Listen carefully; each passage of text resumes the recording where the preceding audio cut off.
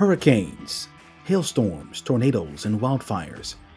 These are just some of the weather hazards that displace families and disrupt lives.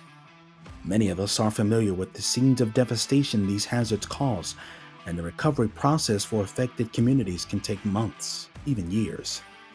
In the most extreme circumstances, some may never be whole again. This may prompt many of you to ask, what's being done to reduce the risks associated with these hazards? To answer this question, the Insurance Institute for Business and Home Safety presents the Disaster Discussions podcast. Join me, your host, Armand Brody, as I sit down with professionals in the insurance, science, construction, and resiliency industries who will help us explore the intersection of these hazards with the built environment. We'll bring you in-depth conversations with experts from across the country and highlight how science is engineering real-world solutions for home and business owners to create safer, more resilient communities. Join us for these discussions every month. And to make sure you don't miss an episode, go subscribe to the Disaster Discussions podcast on your favorite podcast app. We also invite you to engage with us on social media, to ask your questions, share your thoughts, and to learn more about the IBHS mission. From the Insurance Institute for Business and Home Safety, welcome to the Disaster Discussions podcast, where we explore the intersection of weather and the built environment. I'm your host, Armand Brody, and we're coming to you under some extraordinary circumstances. First of all, please continue to tune in and subscribe to our podcast. We greatly appreciate it. Anywhere you get your podcast from, all the biggies, Apple and Amazon, etc. We're so grateful for you, and we hope that you enjoyed our first episode with Dr. Sarah Kapnick and our second episode with Dr. Ian Jamanko and Dr. Julian Bremolo. Thank you so much for continuing to tune in. We are so excited about the future of this podcast. But I mentioned we come to you here under some extraordinary circumstances. Usually we come to you the first Wednesday of every month, but we're doing something a little different here. Why? Because the 30th Severe Local Storms Conference recently wrapped up in Santa Fe, New Mexico, and three of our brilliant meteorologists, Dr. Ian Jamanko, whom I just mentioned, along with Sarah Dillingham, who's helped producing this podcast, as well as Christina Gropp, they sat down with weather enterprise industry leaders who were in attendance. In this series of interviews, they all highlight the progress that is being made in various parts of the enterprise, from social science focused on improving severe weather messaging and response, to advancements being made in observational field work and analysis methods of damage following extreme weather events. So we're giving you a special series, an extraordinary series here from the SLS conference. And we're going to start with our first episode from that conference. Dr. Mackenzie Krocak from the University of Oklahoma Institute for Policy Research and Analysis. So the question is this: do you know what to do when severe weather is approaching? What information do you need to receive and get proactive actions to take place? Dr. Krocak is a research scientist focused on answering these very questions. Dr. Krocak sits down with our science producer and meteorologist, Christina Gropp, to discuss how people respond to information shared in advance of severe weather events and how it was used to make decisions. Here's that interview. It's a special recording of the Disaster Discussions podcast. We're here in Santa Fe, New Mexico at the American Meteorological Society's Severe Local Storms Conference. And all this week, we have been hearing from some tremendous speakers about all of the research that is happening across the severe weather hazards and all of the work that's being done to better our community as a weather community so that we can really start to bend down the impacts of some of these hazards, understand them, and reduce their impacts.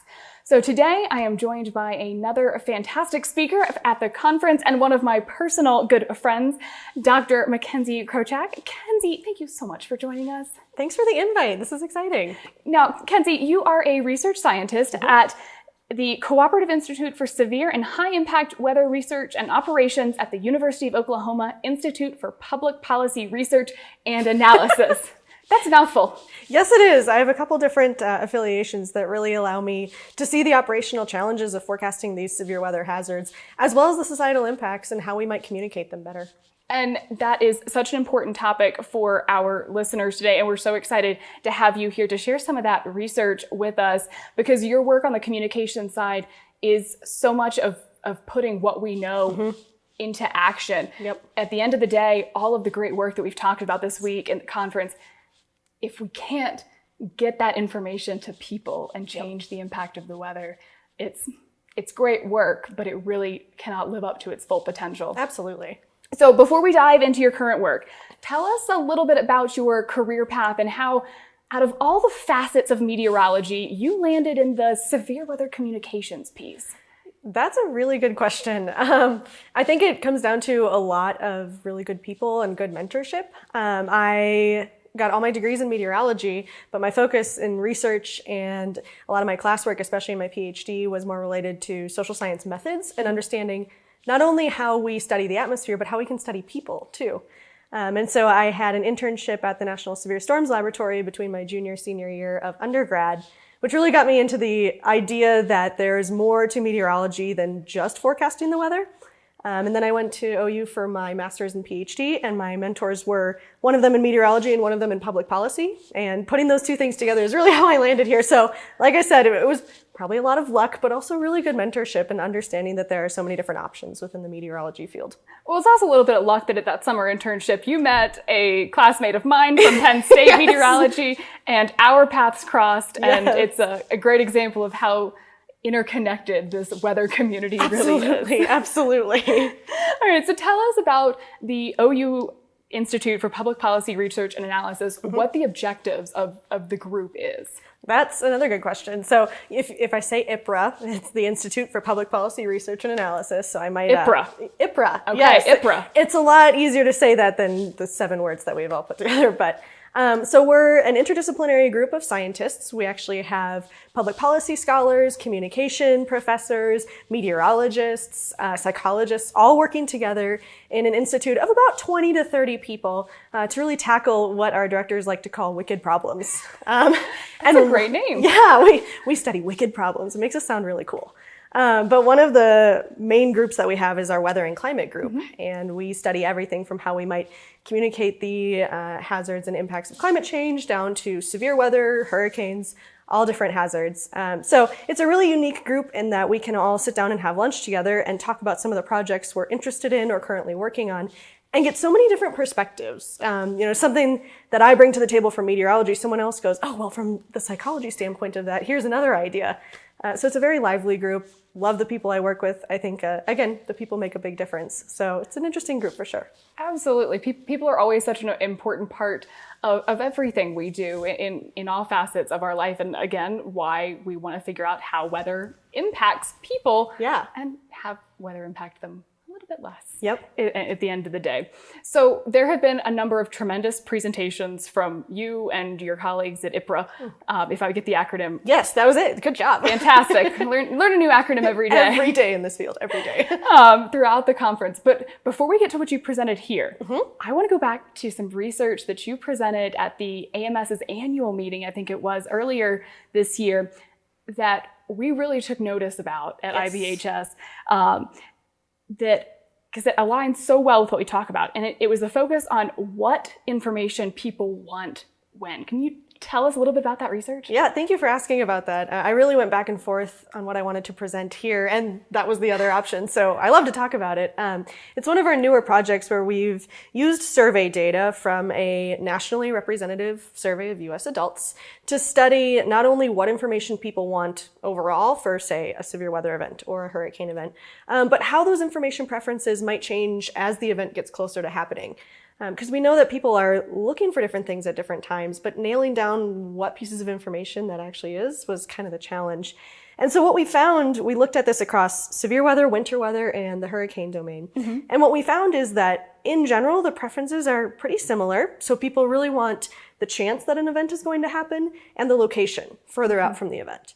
And we really think this is people answering the question of, is it for me? Yeah. If the chance is really low, or if it's happening 3 states away, well, that's not something I need to worry about. Right. I've got 37,000 other things to worry about. If it is for me, okay, now it's going to stay on my mental checklist.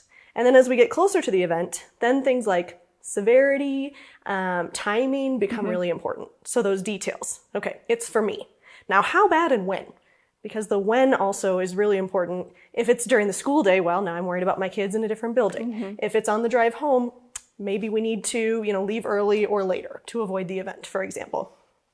And then right before the event happens, we see in all three domains, hazard domains, that really the protective actions and the impact information becomes more important. So it goes from, is it going to happen to me? What are the details? And then what should I do about it right before the event occurs? So seeing that pattern across all three hazard domains is really interesting. And I think there's a lot of implications for how we might communicate these events differently, particularly when, on social media, in a tweet, I have a few characters. Right. So I can start to prioritize what information I might put up at the top or what information I might include or not include. So a couple places I want to go with that research. The protective actions piece, obviously at IBHS, that's a lot of what we research. What was the time period? I mean, you talked about kind of getting right up before the event.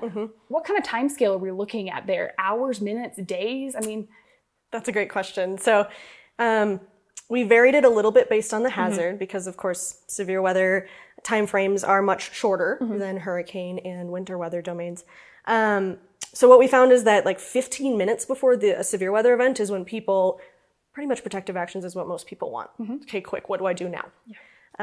In the hurricane and winter weather domains, it's about a day or a few hours beforehand. So that, especially in the hurricane domain, depending on the severity of the storm, those protective actions, evacuating or, boarding up your houses, those take a long time. Those take days. Those don't happen a long time. Quickly. Exactly. So I think thinking about those, right before the event is really different in these different hazard spaces. How do you, as a meteorological community and as a building science community on the IBHS side, we sometimes want people to want other information like that protective action sooner. Like we often talk about, right before an event's not the time to make your severe weather plan. Right.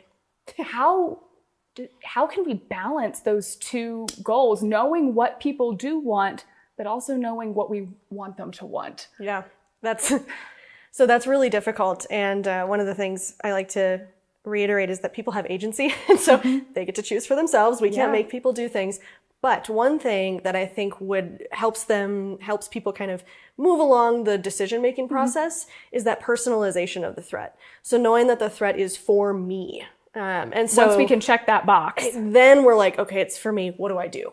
Okay. And so if you can really personalize it to not only town names, for example, but in the severe weather, my background's in severe weather. Yeah. So a lot of times when you're talking about like tornado or hail, or if you can say the target on Robinson is currently being impacted right now. This neighborhood up here, you're next, which is obviously very difficult to get that specific. But a lot of times people need to hear something that they recognize as like, oh, that's close, this is bad, before they're really going to start deciding to take actions, especially when some of these actions have like a big cost to them. Staying home from work, a lot of people can't do that. Or if they can, boy, we better be right, and there better be something coming. So. Yeah, it's a tough balance because we know people want a precision and accuracy in forecasting, especially in severe weather, that on the meteorological side we can't always get. We just don't have yet. I mean, that's a lot of the talks this week have hit on that. We have learned so much, but there is still so much to learn about these hazards that we're going to be busy for the years to come. Job security. There's that as well. But while we figure that out, we've got to help people deal with the hazard today and figure out what they can do. And understand some of the uncertainty. Like it may not be a perfect forecast, but right now it looks like you're going to be impacted. So how can we help people bring these messaging tactics into what they're talking about, whether that's others in the meteorological community, from broadcasters to even emergency managers? How can we bring your research to them? I think a lot of it is sharing it in the research community, but then also making sure that practitioners know that some of this research is going on. And so, I wouldn't expect broadcast meteorologists, emergency managers to be downloading journal articles, for example. That's just not their space.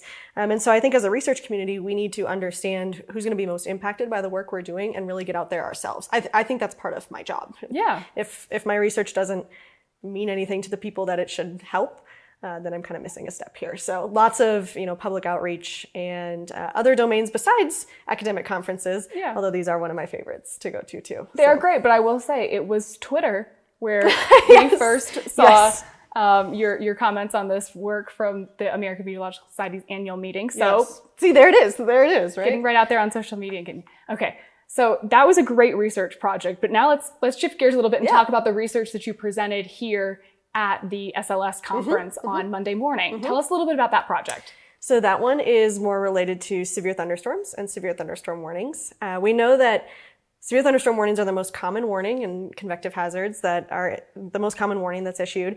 But we don't know a lot about how people respond or even perceive their risk with these warnings. There's been a lot of work in the tornado warning domain, a lot less work in the severe weather domain. So we set out to really start understanding a baseline of what people think of these warnings. And so again, we're working with that same survey. We field it every year. And so we can start to kind of see how these trends are changing over the years. Okay. But this year was the first time that we tried a really in-depth experiment with severe thunderstorm warnings. And what we found is that people recognize that these warnings are important. Most people think that they're important. Most people plan to respond. And one of the really interesting things that we found is that overall, people say that the Weather Service, the National Weather Service, is issuing the correct amount of warnings. So I think there's a lot of forecasters and researchers who think that, well, we just issue too many of these warnings and we should issue fewer of them. It's definitely a fear that you hear a lot about in our community, but maybe that's an internal fear, a paranoia that we have that... That's what I'm wondering, because at least in our data set, we don't see that at all. It's maybe one of the clearest trends we've ever seen with one of our questions is over 80% of our respondents said NWS is issuing the right amount. Now, I don't think this should be the end-all be-all on that question, but at least in our data, we're just not seeing that concern really come to fruition. So, what else are you seeing from that work? So we did an experiment where we varied if anyone's ever gotten a wireless emergency alert on their phone, and it's come across your screen, and it's got like the yellow triangle. Usually at the grocery store when everyone's phones go off at the same time. Yes, and it has that really scary siren sound. So we gave them a screenshot, and we varied what information that included, whether it had just information on the storm, or if we included impact information or that protective action information. And then we asked them a few questions about how concerned you'd be, would you respond, do you think your response would help? And what we found is that at least in this experiment, the text that we include doesn't really change people's concern or response rates very much, except for the people who get the fewest number of warnings per year. So, the people who only get maybe a couple of these, one or maybe not even one a year, honestly. Interesting. Including that impact and action information is really important for those folks. Less so for the people, like I live in central Oklahoma and I get them multiple times a year. So the text to the message doesn't necessarily change their perceptions very much. That kind of goes along with we've done some focus group research at IBHS where once people have experienced an event, their mindset changes. That's where we've seen a lot of adoption of the Fortified program of people wanting to, okay, I've been through an event once, I don't want to go through it again. How can I make my home stronger? Absolutely. Once they've been through that event, their mindset seems to really shift. So we see that, I would say previous experience with a hazard is one of the strongest links that we see between people's concern over a hazard, people's plans to respond, or even the likelihood that they have a plan already in place. So it's really nice to know that you guys are seeing similar things. I always like when completely different research sets are seeing the same things. It's good to know. And on a little bit of a different scale, where adopting the Fortified program is an investment in your home and when you're re-roofing. Yes. Yeah. Whereas a severe thunderstorm warning is, where's my interior room? Yep. Exactly. Those are very different scales, but the patterns still seem to hold. Even in, winter weather survey that we do or the hurricane survey that we do, we see similar things. Like, do you plan to respond to a future forecast or warning? It's usually increased if people have experienced a hazard before. And it also is usually related to how recent that experience has been. So. That recency bias. Yes, yeah, for sure. How much confidence does this give you that people are taking action for severe thunderstorm warnings, where a lot of the time the focus is put on tornadoes, which tornadoes are a form of severe weather, but in our warning language and warning jargon, you might say, in meteorology, we split that hair. Yeah. So I do think that there's probably more of a likelihood that people respond to a tornado warning than a severe thunderstorm warning. But I I think people respond more than what maybe meteorologists tend to think. Maybe some of us think, well, people are just ignoring these warnings. I don't think that's the case. But I do wonder, specifically with severe thunderstorm warnings, if maybe they're a little bit generic. And so seeing severe thunderstorm warning, people then have to go dig, like, okay, for what? Is it hail? Is it wind? Or is it, a lot of people think lightning is associated with these warnings. Even heavy rain, I think you mentioned in your presentation. And flooding. So they have to go and dig for that extra, okay, a severe thunderstorm warning, what's actually the hazard? Whereas a tornado warning, it's pretty obvious. It's in the name. You know exactly which hazard it is. That's a great point. Yeah. There are a lot of things that could make a storm severe, and your actions for hail might be a little bit different than wind. Yes, yeah, for sure. I think a lot of the times I'm just like, get my car in the garage. But if it's hail and the wind isn't very bad, well, then I'm not so worried about some of my plants outside, or I am worried if it's hail, pulling them under the patio versus for wind, maybe that's less of a concern. So I agree. I think it's just the name of the warning might create an extra step for people in that decision-making process, which I don't know if that's what we want to do at the warning timescale. As much information as we can get them. As quickly as we can. Exactly. Exactly. All right. What's something interesting that you've learned throughout your research? What's like your favorite thing to talk about? Oh, actually, well, right now, my recency bias is that information timeline project. I really like talking about that. But I think one of the overarching things that we're learning in general is that people know a lot about the weather. They experience it every day. And this idea that, people don't know anything or that we have to like dumb it down for people is really not the case. Now, please don't go talking about pressure perturbation forces and the tornado, but please don't do that. But I think in general, we might need to give people a little bit more credit than what we sometimes do as meteorologists. And so including some of that, why is the forecast hard today? Why could we see no tornadoes, or if it happens, really bad tornadoes?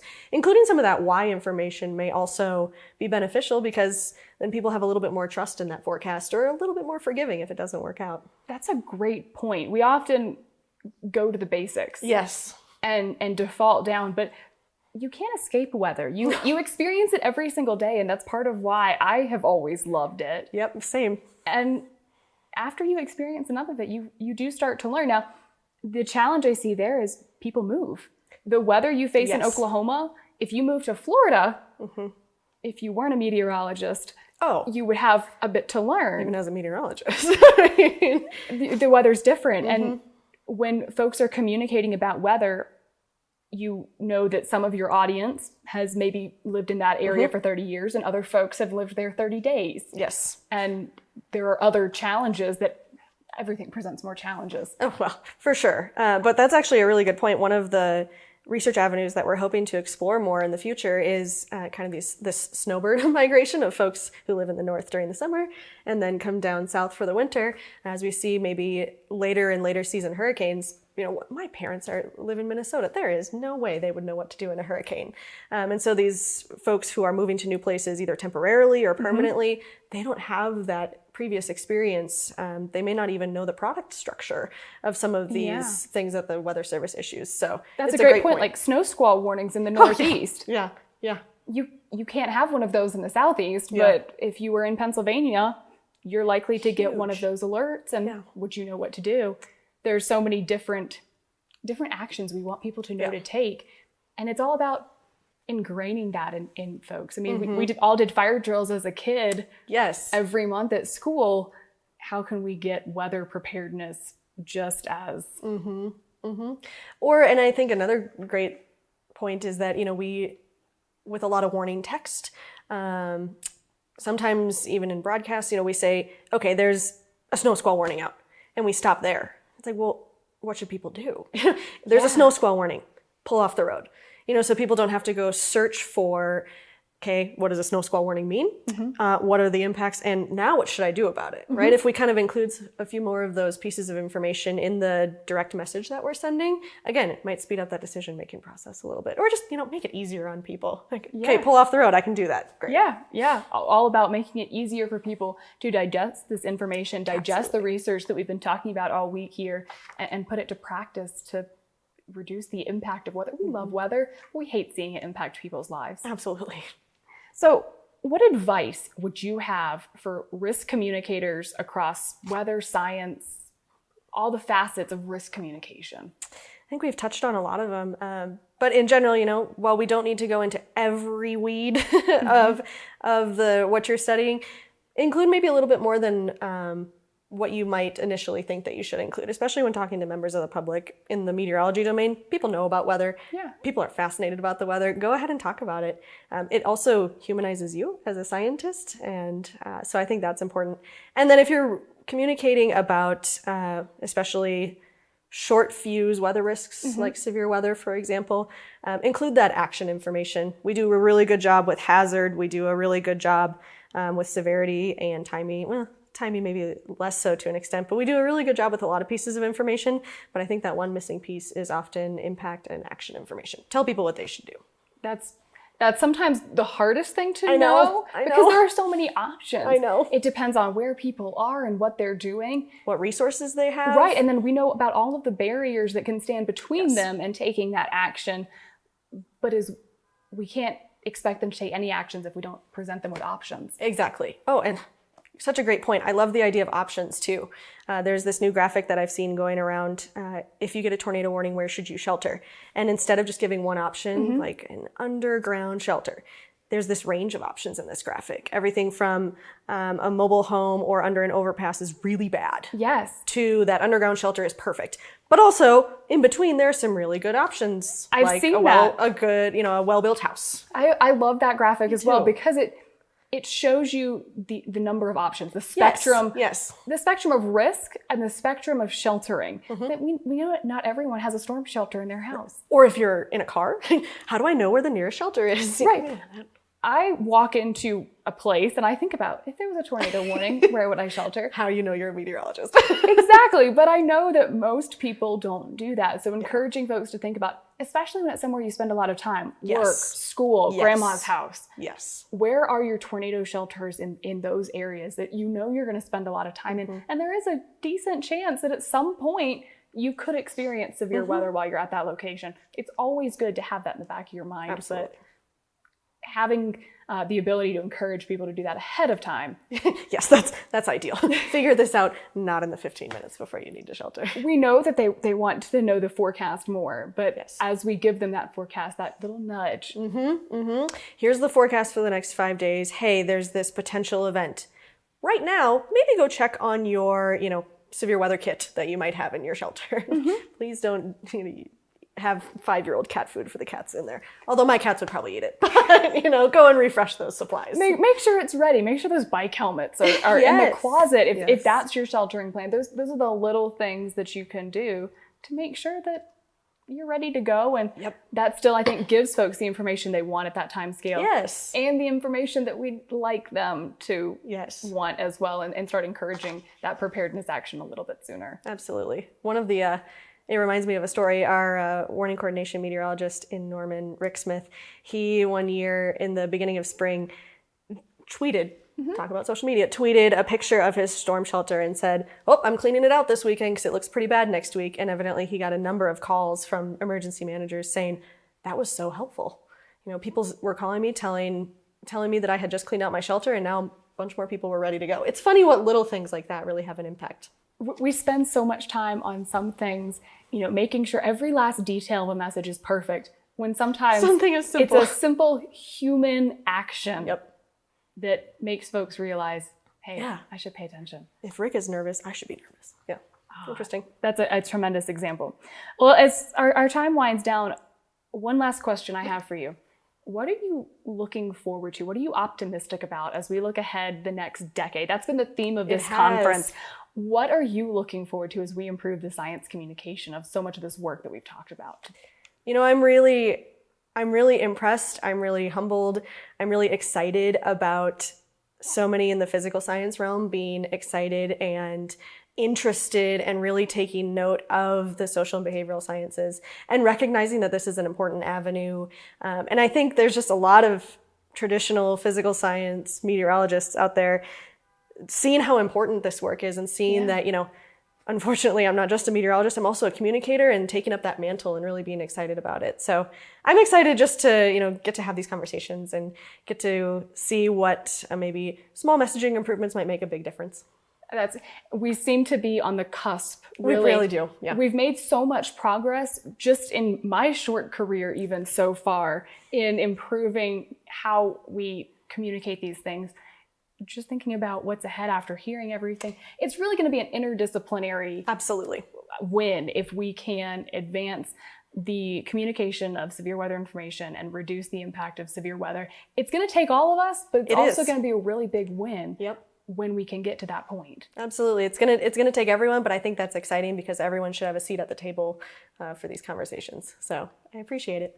Mackenzie, it has been absolutely fantastic to have you on Disaster Discussions. Thank you so much for taking time out of the conference to come up and chat with us and for sharing some of your research really applicable to so much of what we talk about. So thank you. Thank you for the invite. It's been awesome. All right. Thanks for tuning in on this edition of Disaster Discussions.